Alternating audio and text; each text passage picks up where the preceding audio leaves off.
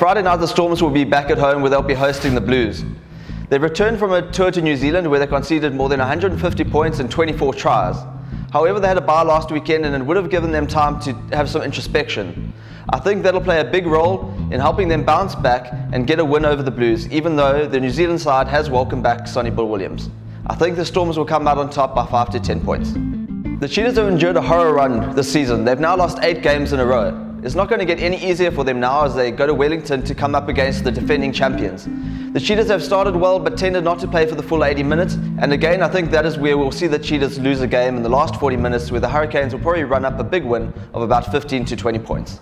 The Sharks were shocked last weekend as they were stunned by the Kings in Port Elizabeth. They've now travelled to Singapore where they're going to take on the Sunwolves, and in particular they'll want their forwards to really step up and make a mark. It's a big game for the Sharks, and I think based on the need to win, I reckon they'll win by about 10 points.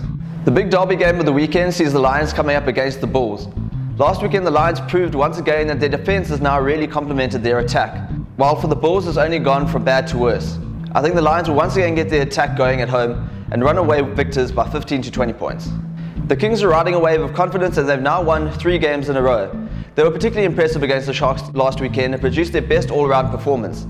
It will be an interesting contrast of styles. The Kings have shown that they like to play a high-tempo brand of rugby, while the Brumbies have been stingy on defence and are ranked second for their tackle success percentage.